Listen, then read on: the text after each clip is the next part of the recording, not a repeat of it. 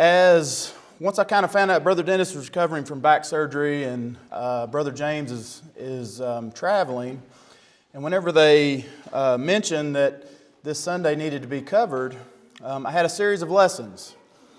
And this is something that I'd given a couple different times at some of the different congregations, different iterations of this lesson.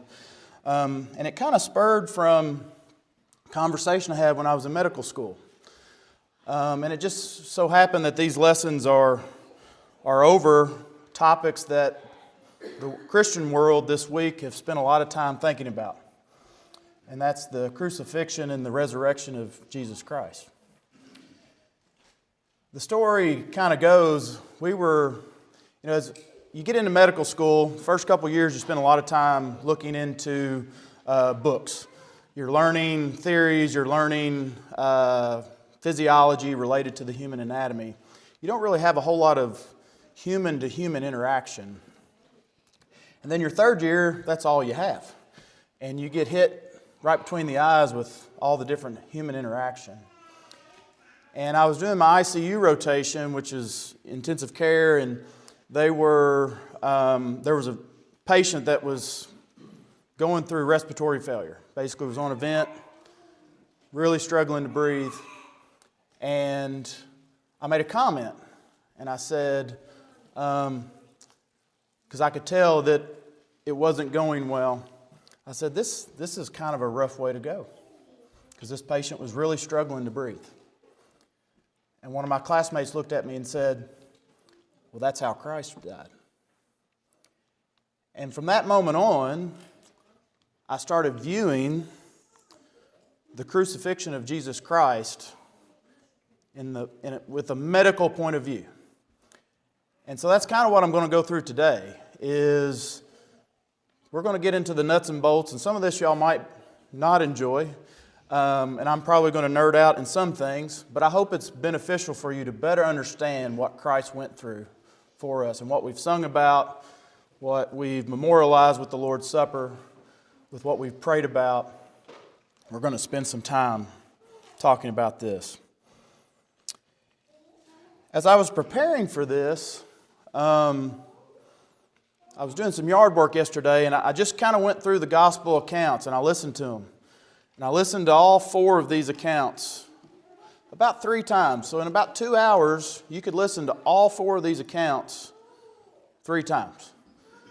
And so even if you don't do it 3 times, I challenge you in the next few days to try and go through this, because there's different points about each one of these that makes you understand more fully what Christ went through during this time. But I'm not going to spend a whole lot of time in the Gospels today. I actually want to spend a little bit more time on the historical account and some of the other things, just so that we can fully understand what the Gospels are telling us, because a lot of this stuff you all know very well. And, Blake even quoted it, but in Mark it said, "And they crucified him." And they left it at that. And sometimes as Christians, we just say crucified, and then we move on and we start talking about what it means and why it was necessary and how it allows us to have remission of sins and, how baptism brings us into Christ's death and all these various aspects. We make it very intellectual. We make it very, theological. But I want to actually get into what crucified him meant. Crucifixion was a method of capital punishment. So you were punished by death for something that you had done wrong. And this was done by the Romans. A lot of time, and there's some debate. If you get into the weeds a little bit, there is debate whether he was completely nailed or if he was tied to the cross, and there was probably multiple ways that they did it. And basically they were left hung there until eventual death from either exhaustion or asphyxiation, which means you can't breathe.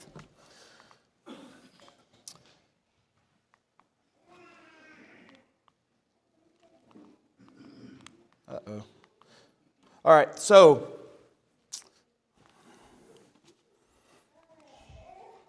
there it goes. Okay, it's coming slow. All right, so Cicero. This is a Roman historian, and as you can see on the screen, this was in the time before Jesus Christ, but pretty close in the same era. He was a Roman historian, sounds like he was a political speaker. He described crucifixion as this: cruel and disgusting, not to be mentioned in polite society. Roman citizens were often spared this form of capital punishment, and he stated that the crucifixion is the most terrible thing, was unworthy of a Roman citizen. Often they were scourged prior to the crucifixion. This was part of the crucifixion. This was to, and it talks about this in John 19:1, Matthew 27:26. Scourgings were performed basically to wear them out so that the crucifixion didn't last days. Because a strong, healthy 20, 30-year-old, maybe not like Brady, maybe more like Jordan, could last days. So they're going to take a little bit of that life out of them before they put them up on that cross. And there's even moments where they didn't survive the scourging or the flogging. Cicero, once again, in a speech against Varus, and this was around 43 BC, I believe. It is a crime to bind a Roman citizen to scourge him, is a wickedness. What shall I say about crucifying him? So guilty an action cannot be adequately expressed by any name bad enough for it. So we don't see crucifixions today. But the people of that world saw it. And they saw it a lot. And they didn't like to speak about it because it was so terrible. He says there's not even a name for it.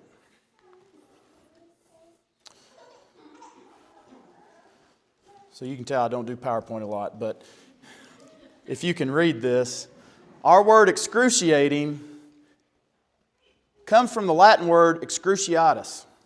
Excruciatus means out of the cross.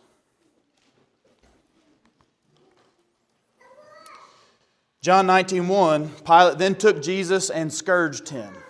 That's all it says. And then what does he say? What does that mean? So here's a picture, and I got this from the Archaeology of Biblical Society, and a lot of the documents and the things that I had got a lot of my resources from. This is what they kind of talked about. And a scourging or a flogging, and in the Latin it's called flagellation, is another term that you might read or hear about. Basically, it's where they would take a post, and you can see there on that post, they would strap them to this post so that they couldn't fall down from exhaustion and other things. They would take that whip, which was called a flagrum, which was a short whip made of leather, often had steel balls attached to the ends, small sheep bones or other bits of hard material on the end. The sole purpose of that was to rip flesh. And this is something I don't think I realized as I was researching this, is that often there were two soldiers that would whip them. As you can see in the middle of that picture, we're looking from overhead. And you see a soldier on the bottom and then a soldier on the top. So if one guy got tired, the other one would help keep up the slack. And often they would alternate. And they would hit from the side, so perpendicular to them. And as they would hit, they would rake the metal and the bones across the back. Often to the point of bones showing through, intestines showing through, blood. Often they were naked. It was to humiliate these people. This was not a form of punishment that you did just because somebody did something wrong. You did it to send a message. You did it to make sure nobody else would do what they were accused of doing. It was a way to oppress people. It was a way for Rome to keep control, to keep order. And I imagine if you saw one of these, you wouldn't do what that guy did. Often it wasn't even reserved for women, it was only men. Specifically the scourging part, not always the crucifixion part. And Romans had no limit to the number of lashes that you would get. Now in Jewish law, they did have a limit. It's uncertain, from what I understand, how many lashes Christ got. People have made speculations about that. You know, he was tried by a Roman, so there technically probably wasn't a limit. But sometimes with Jewish customs, the Roman would enforce the Jewish one. But one thing we know that's inferred by the gospel accounts is that it was pretty severe. Christ was unable to carry the beam. And whenever Josephus went to Pilate to ask for Christ's body, if you note in some of the gospel accounts, Pilate goes, "Oh, he's dead already?" He was surprised that it took that short amount of time for Christ to pass. And we suspect, based off 3 to 6 hours, is how long Christ was on the cross. So that kind of proves to you the idea of how extent this is. And like I just said, after this, Christ, and also the other thing that was pretty common, once again, this was a spectacle. This was a process that was spent to try and deliver a message. The Romans were very, oftentimes they would mock and ridicule. You know, they dressed him up in a robe, they put the crown of thorns on him, they struck him, they spit on him, they mocked him. That was also part of the process. And often, if you read in the gospel account that Pilate wrote on there on the plaque, that was a common thing. The thing that I've gathered from my research and stuff is that the gospel account is actually very normal. What they did to Christ was just another crucifixion that they had done for 500 years. This is something that the Romans had implemented for 500 years. They would often have them carry the crossbeam. And this probably wasn't the cross that you see people walking up and down the street sometimes with. It was probably just a beam. Most people suggest it was probably weighed 75 to 125 pounds. So that's about like having Thatcher on your shoulders. After you have had a whipping that had gotten down to the bone and tissues, you had to carry your own device of execution.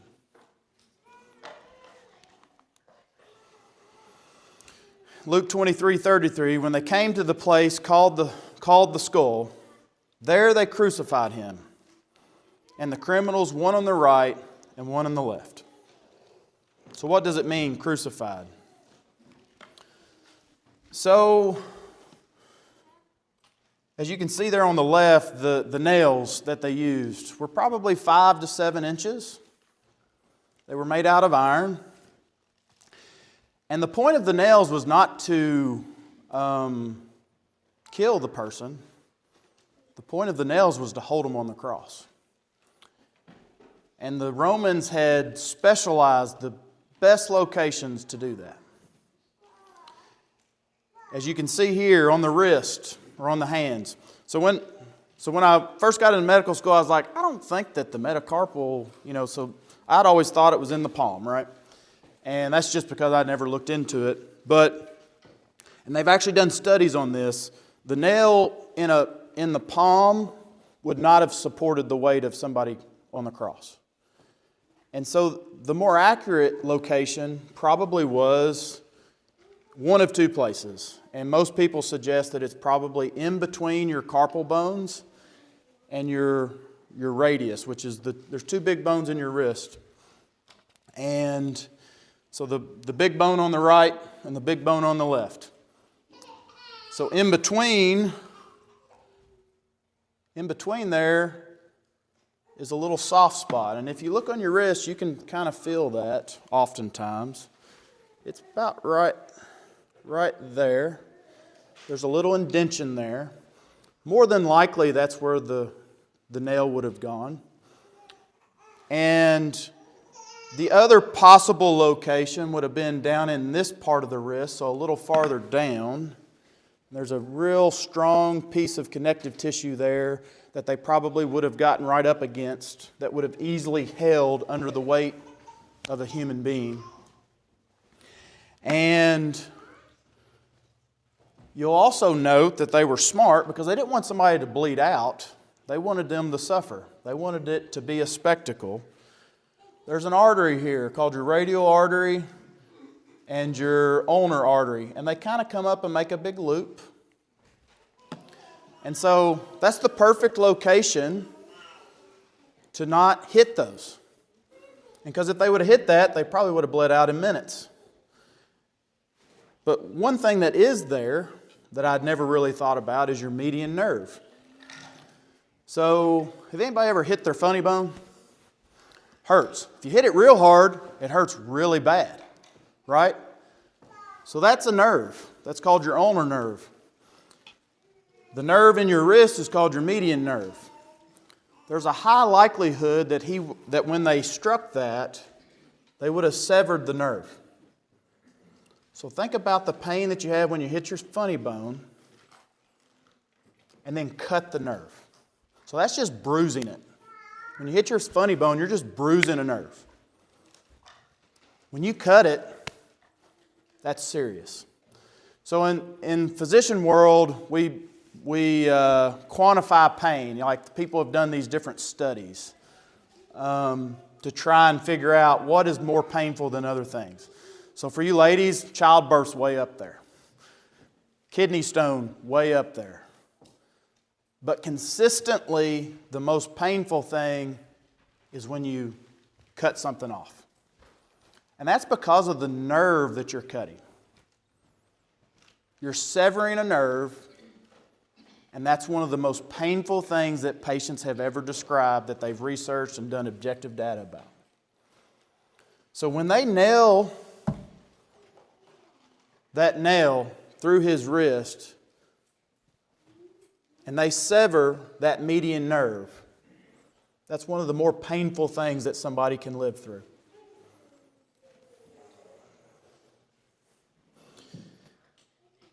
And once again, the whole idea is so that they can support themselves. And there's also a high likelihood that the hand is no longer functional. So when you sever your nerve, they get this little claw hand. So there's a decent chance that if they were crucified, and there's a chance that they didn't sever the nerve on Christ, we'll never know. This is all just general conjecture and things that could happen, and as a physician makes complete sense. I've given injections into the carpal tunnel before, which is exactly this cross section that you see. I've had patients call me 5 days later complaining of pain. I use an anesthetic that takes the pain away from the shot. I use a needle the size of a finishing nail, and they still complain for 4 or 5 days. Sometimes, not always. And usually the shot will start to work at that point, and then they're happy that we did it. But I cannot imagine taking something the size of this and jamming it through your wrist. The type of pain that you would have. Significant.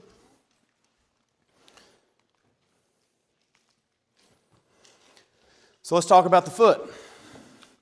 This is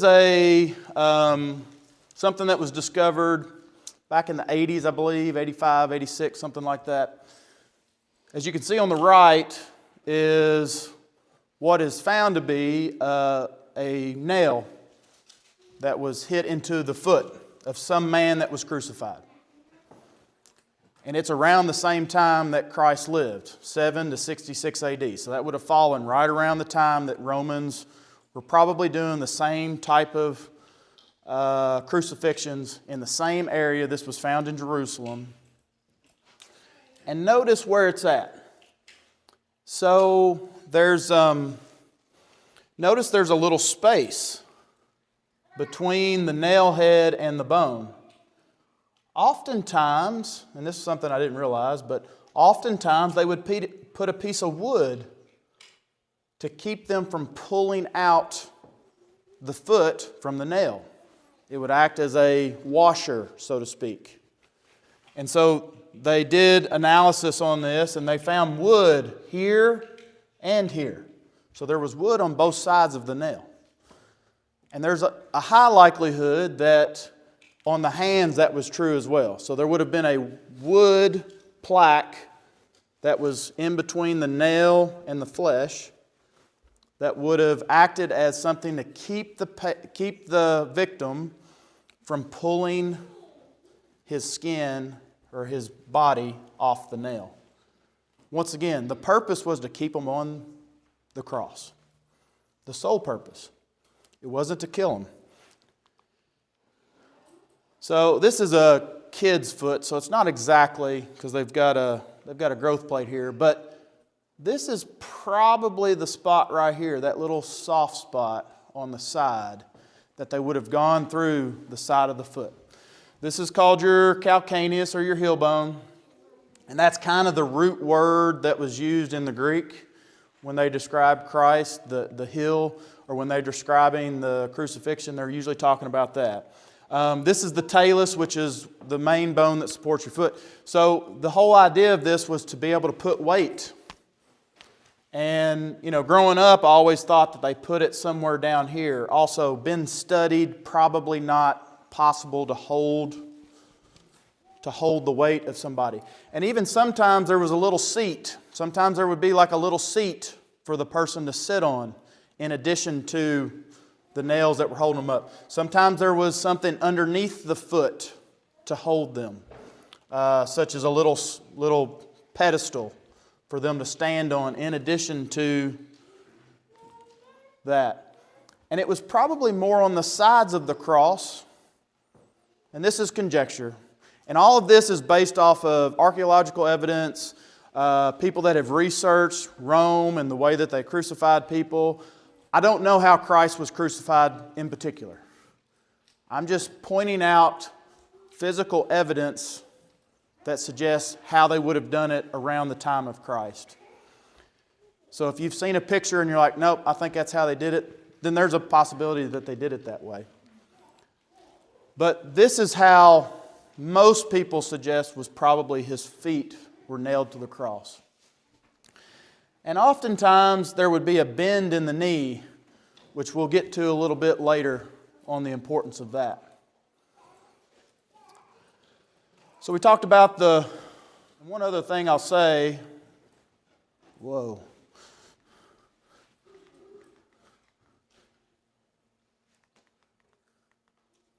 See, I told you it would be better next week when the professionals start, so promise. The other thing I'll say, and there's some debate about whether or not they were tied or nailed. Thomas talks about he wanted to see the nail scars in the hand, or nail scars. I don't remember if he said in the hand or not. So if you base it off the gospel account, there are some people that suggest that because of wood scarcity, they would not have wanted to disrupt the cross beam with repetitive nails, and so they would have probably tied the cross beam and then done the nail of the feet. The whole idea of the nails is not to kill the person, it's to hold them up there. So I don't think that that's really relevant in the grand scheme of things. Just, like I said, nerds that like to go through and debate things. So me being one of those. A plaque across the top. So this is something that Josephus and other historians at that time, that was a common thing too. It's not like Christ was special by them putting King of the Jews. That was a typical thing. It was also to let people know what they did so that they wouldn't do whatever got them up on that cross. That was the whole point of the plaque. Often the little possessions was part of the payment to the Romans. The centurion and his men that were specially trained to do this execution, that was their job. Part of their payment was they got whatever the victim had. And we've read about in John 19 about them casting lots, which fulfills prophecies and various things. And they would also use various methods to cut short the time it would take to carry out the crucifixion. This is well documented there's a Quintillus who talked about that process and how they would break legs and all these things. So all the things that you read about in the gospel account is backed up by other secular history that suggests this was common practice during Rome. So when the gospel writer says they crucified him, everybody would have known exactly what that meant. So what actually kills the person on the cross? Once again, a lot of the doctors get kind of nerdy about this, what was it first? In general, I would say two things happen to most people when they pass away. Respiratory failure, cardiac arrest.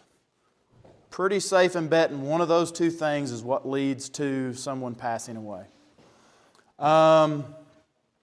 Now, the shock from blood loss, that's that whole part of the scourging, wearing them out before they get them up there, which is part of it. The asphyxiation, which is basically not being able to breathe. Cardiac arrest, talking about basically your heart quits beating for various reasons. And there's some people that conjecture that when Christ hollered out and then breathed his last, he had some massive cardiac event at that moment, which would make sense to me medically. Sometimes acidosis. This is basically your tissues degrade to the point that the chemistry inside your blood no longer is working properly. This is probably for those prolonged crucifixions. Those ones that last days would be more common. Or if they were very malnourished in prison, various things like that. Hypoxia is lack of oxygen from not being able to breathe. So, here's a depiction of a man on a cross. When you take a breath, if you ever notice, what are you doing? You're actually contracting muscles that open your chest cavity. That creates a negative pressure that then pulls air from the outside inside, which then allows oxygen to change with your blood, to exchange with your blood. Then your heart pumps it to where it needs to go, and then just this continuous cycle. So basically what happens when they put you on the cross is that you wear out. You're no longer physically able to move your body to take a breath, is the best way I can describe it.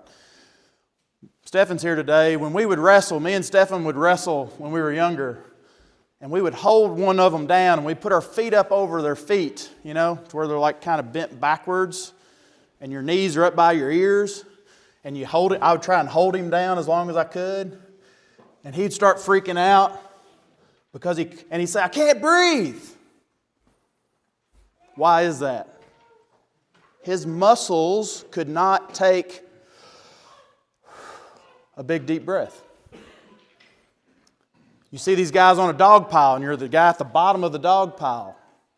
And they're like, get off, I can't breathe. It's because they're not strong enough to move the pile enough to get a deep breath. In essence, that's what happens on the cross. You're not physically able to take a breath. The only way that you can take a breath, because if you're hanging like this,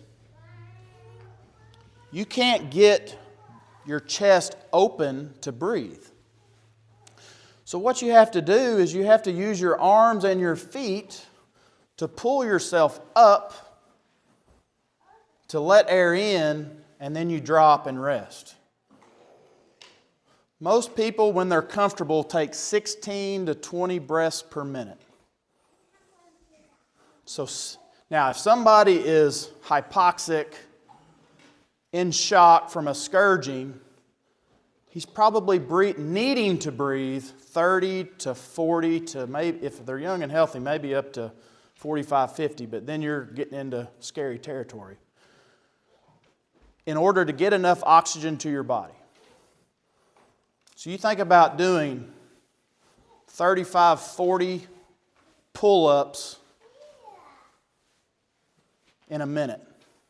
When I was in great shape, I could do 20 for about 30 seconds. And then I had to rest for, that was back when I was in college 20 years ago. Then I would have to rest for several minutes and maybe try it again. And I could maybe do 3 or 4 sets of that, and then I was toast. Christ was on the cross for 3 to 6 hours, most people suggest. And every time he pulled up, you felt the nail in his hand, the searing pain from the median nerve potentially being severed. That same feeling that you have when you can't catch a breath, you go underwater and you can't breathe, that is his normal. Unable to do it.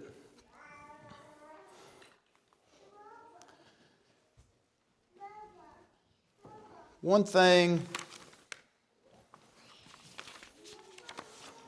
and so then at the end, according to Josephus in his work, The Jew Antiquities, the Jews specifically buried the crucified before sunset. So one of the ways to expedite that was you break their legs, and then it's only upper body. And then at that point, it's going to be pretty quick. And there in John 19, 31 and 37, it talks about how they broke their legs, and then when they realized, they started to break the legs of the criminals on each side of him.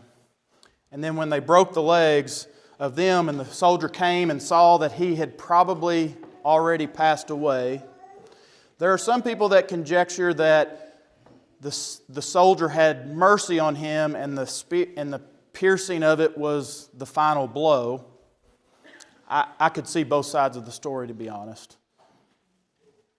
And when they happened, they struck probably the right atrium would have been the area that you would have aimed for, and they would have bled out immediately. And that was actually the final part of all crucifixions. The Roman centurion job was to make sure that the victim was dead. So when people start trying to conceptualize, Christ wasn't dead whenever he came off the cross. He had fainted and then rose, which you'll hear people claim. These men that have been trained to do this, the Romans had perfected this act for 500 years. They probably knew when somebody was dead. And that piercing stab wound at the end would have finished him off one way or the other. This is something that I found that I thought was pretty good. Someone nailed to a crucifix with their arms stretched out on either side could expect to live no more than 24 hours. 7-inch nails would be driven through the wrist so that the bones there could support the body's weight. The nail would sever the median nerve, which not only caused immense pain, but would have paralyzed the victim's hands. The feet were nailed to the upright part of the crucifix so that the knees were bent at around 45 degrees. To speed death, executioners would often break the legs of their victims to give no chance of using their thigh muscles as support. It was probably unnecessary, as their strength would not have lasted more than a few minutes, even if they were unharmed. Once the legs gave out, the weight would be transferred to the arms, gradually dragging the shoulders from their sockets. The elbows and the wrists would follow a few minutes later. By now, the arms would be 6 or 7 inches longer. The victim would have no choice but to bear his weight on his chest.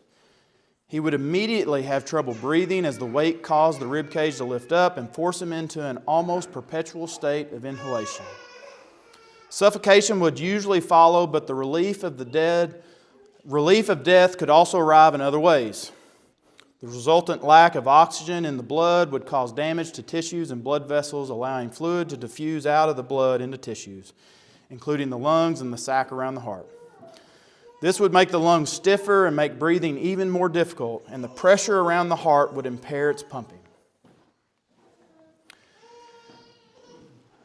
There's a patient that I remember quite vividly that passed away whenever I was in Tennessee from respiratory failure. The look on his face when he couldn't get his breath, I can see it today.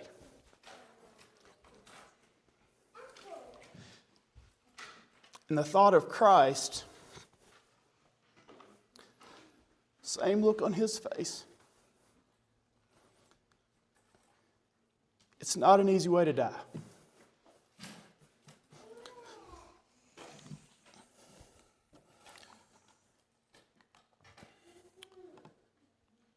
And what did he say?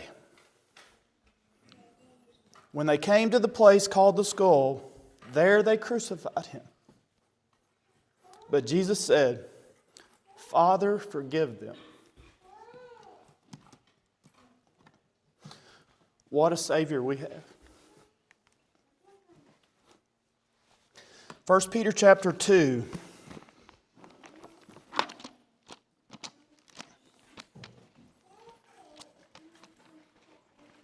Then the lesson will be yours. I went a little long. I apologize for all the moms that have Easter dinner waiting. 1 Peter chapter 2.